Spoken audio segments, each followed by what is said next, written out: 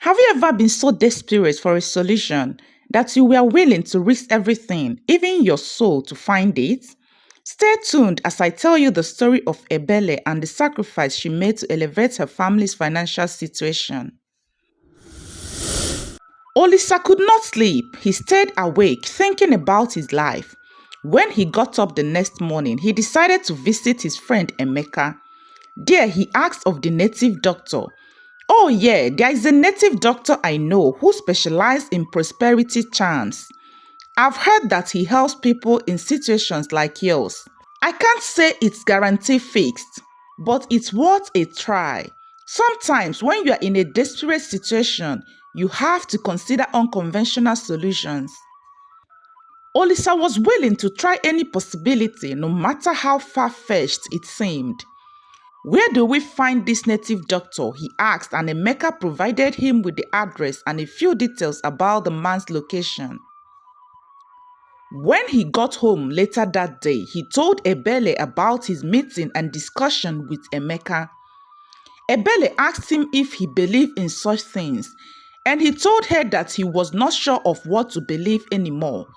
"I am just willing to try anything that promised to improve our situation. I'm tired of watching my children cry of hunger and can't do anything to help the situation because our income is not enough to solve our problems. If you think it might help, then I'm willing to support you, but let's be careful. We need to know what we are getting into," Ebele said to him. The following morning, Olisa set out to find the native doctor. After a long journey, he arrived at a small unassuming hut on the edge of the town. There, he saw a signpost written, "Ogugu, the spiritual healer and prosperity specialist." Olisa met Ogugu, greeted and explained his situation to him. "You do not have a case here. I will help you. But the charm requires the participation of your wife. It is not a simple ritual. It involves a personal sacrifice that is crucial for the charm to work." Ogugu told Olisa. "What kind of sacrifice?" Olisa asked. "Your wife will need to lay with me. It is the only way for the charm to bring the prosperity you seek." Olisa was bewildered by the gravity of the native doctor's demand. With fear in his eyes, he told Ogugu that he can't ask his wife to do such. Sleeping with Ebele was the only way to ensure the charm's effectiveness. It is a sacrifice that comes with a high cost, but promises a significant reward. He went home thinking about Ogugu's demand of his wife, and the stress their financial strain has continued to have on them. Their salary as a couple couldn't take care of the rising cost of living, coupled with the added expenses of raising the children. Though they had stretched their budget thin, made their best efforts to make ends meet, yet he felt burdened by the marriage. Olisa returned home that evening looking more haggard than usual. He slumped onto the worn-out couch with his face lined with worry. Ebele, who had just finished preparing dinner, noticed the tiredness and worry in his eyes. Asked him if he had a bad day, but Olisa sighed and ran a hand through his hair and said to her, "I don't know how much longer we can keep this up. I am doing everything I can, but it's just not enough. I am so tired of falling behind." "We will figure it out," Ebele said, though she too was feeling the weight of their situation. She had been working extra hours and cutting back on every possible expense, but it never seemed to make a significant difference. Later that evening, Ebele asked him about his visit to the native doctor, and he told her all Ogugu said. "You don't say. How could he make such demand? Does our marriage seem to him as a joke?" she asked in anger. Olisa calmed her down, assuring her of a better way out of the situation. They continued their lives. Ebele tried to remain optimistic. She believed that their situation would improve with time, and then took on extra work whenever she could, hoping that a little more effort would ease their struggles. Yet, in spite of her hard work, it seemed like their financial woes only grew worse and good life out of reach. The stress began to erode the happiness they had once known. As their financial troubles mounted, Olisa became desperate and ready to do anything to turn their story around. He reached out to family and friends, sought for assistance or advice, but found himself vouch offers of help. The support he had hoped for was nowhere to be found, and that left him helpless. One night, he woke his wife Ebele up and pleaded with her to do as the native doctor Ogugu had said to help them turn things around. Ebele wondered of her sense of respect. She wanted the family to be happy, but not this way. Olisa pleaded with her for days, and she decided to do as she was told, no matter how difficult the path seemed. I will do it, but only because I want to help us get out of this situation. And I hope it's worth it, she said. Olisa felt a sense of relief. That night, they prepared for the ritual with heavy hearts as they went to bed, both apprehensive and hopeful for the outcome. Ebele severally asked Olisa if he was sure that was the only way because she was scared. Olisa told her that he does not know what that would do to their relationship, but he's certain that things will get better for them. At least they would be able to afford a comfortable life for their children. I know this is asking too much. I hate that we are even considering it, but I don't know what else to do. I've tried everything, extra work, loans, asked for help, and nothing has worked, and I'm just hopeful this would work. I'm willing to do anything to help us. I want us to have a better life, and I want to see you happy again. But I need you to promise me that this won't change us. Promise me that no matter what happens, we will get through it together. Olisa assured her that the sacrifice would change everything for them, but it won't change how he feels about her. We are doing this together, he assured her. The following day, they went to see Ogugu to prepare for the ritual. Ogugu reminded Ebere that what she was about to do was not just a physical act, but a spiritual exchange to bind her destiny to the prosperity charm. Are you prepared? Ogugu asked her. She looked into Olisa's eyes and then said yes to Ogugu, though every fiber of her being screamed otherwise. Right in front of Olisa, Ogugu got to work with his wife. He felt helpless and ashamed of himself. As time seemed to stretch endlessly, the moment felt like a betrayal, a violation of the trust and love they had built together. Ebele forced herself to detach from the reality of the situation, clinging to the hope that this would elevate them to prosperity. When the ritual was finally over, she could not meet Olisa's eyes as she walked past him, and he didn't dare reach out to comfort her. The native doctor was satisfied with the completion of the ritual and then gave Olisa a small pouch filled with strange fragrant herbs. He instructed him to bathe with it and throw the leftover into a flowing river, and assured him that their future will begin to change. He also reminded him that wealth comes with its own burdens, and warned him not to forget the sacrifice that was made that day. Olisa thanked Ogugu, and they left with a heavy heart for the sacrifice they had made. When they got home, Ebele went straight to the bathroom, locked the door behind her, and stayed in there for what felt like hours, scrubbing her skin as if she could wash away the shame and discomfort she felt. When she finally came out, Olisa tried to talk to her about what happened in Ogugu's hut, but she shunned him and went to bed. Olisa used the charm as instructed and threw the remaining one into a flowing river. Over the next few days, Ebele kept herself busy with the children and household chores as she tried to distract herself from the awful sacrifice she had made. Olisa continued with his work. At first, nothing seemed to have changed. He grew worried that their sacrifice was in vain. But gradually, things began to change. His work prospects improved, and he was offered a promotion at his job that came with a significant pay raise. New opportunities seemed to fall into his lap effortlessly. Business deals, unexpected bonuses, and connections with influential people who were eager to work with him.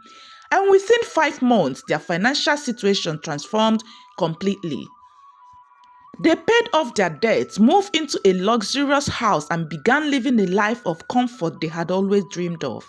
They lived a luxurious life, but Olisa never looked at Ebele without remembering the sacrifice she had made. They had gained everything they thought they wanted, but themselves.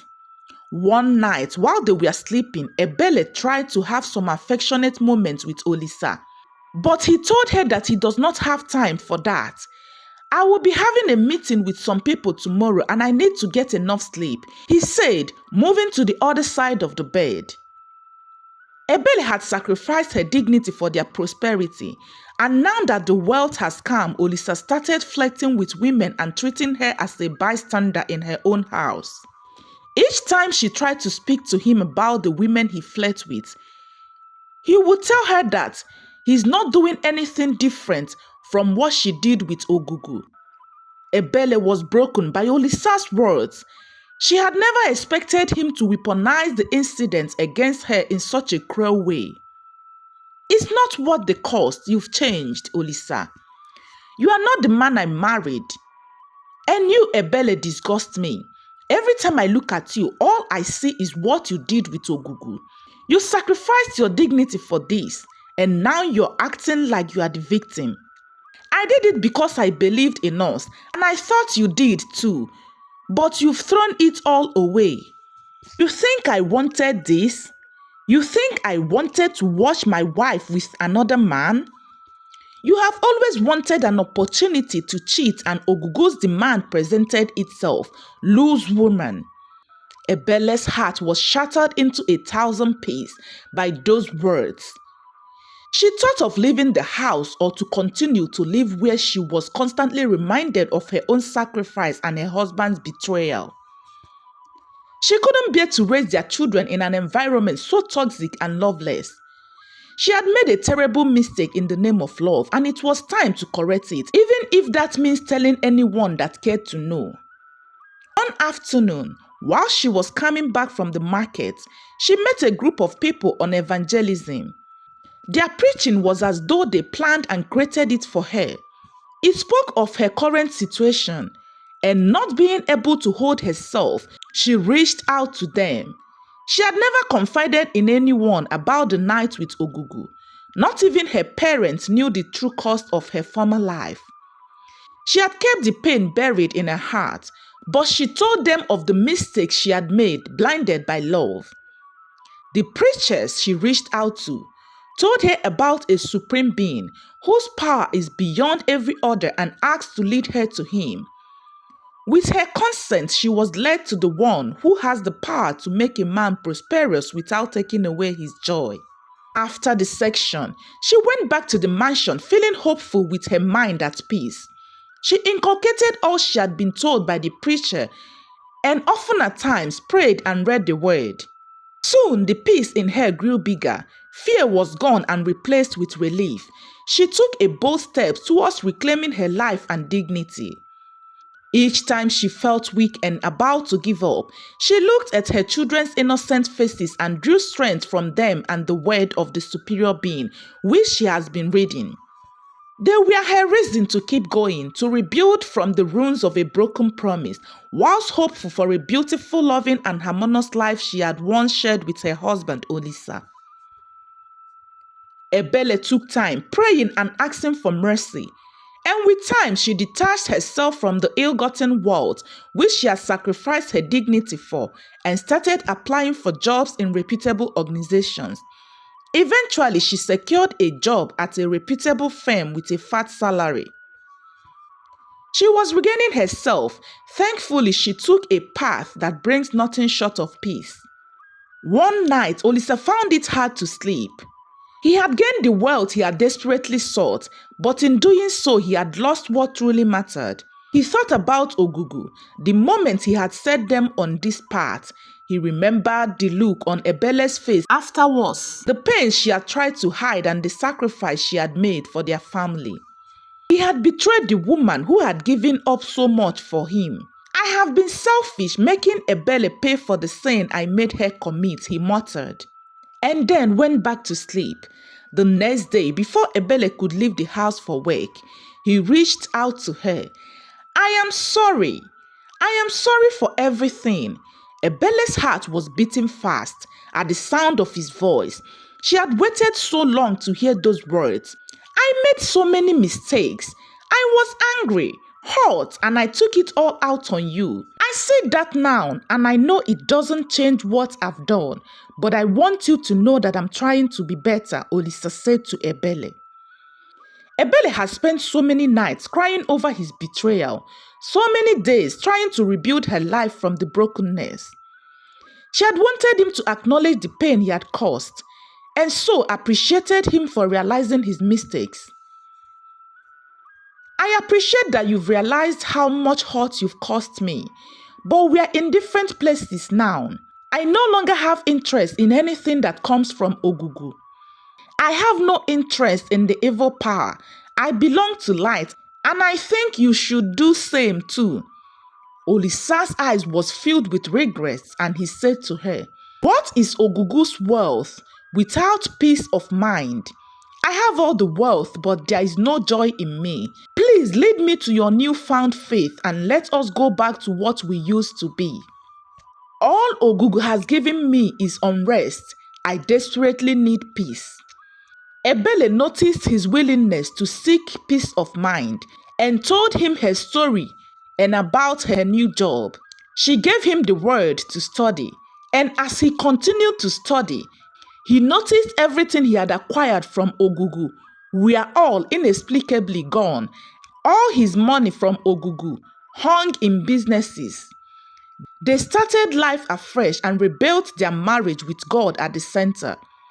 They began to attend church as a family, learning to pray together, seeking wisdom from scripture and leaning on their faith to guide them through the challenges of life. The path was not an easy one. There were moments of doubt, but they pulled through with their shared commitment to God and to each other. Their home became a place of peace and joy. Laughter returned to their lives, and their children thrived in the warmth of a family united in faith. Olisa became not only a father, but a devoted husband. He cherished Ebele for the woman she was and for the sacrifices she had made for their family. Years passed, and the wealth they had once sought seemed insignificant compared to the richness of their new life.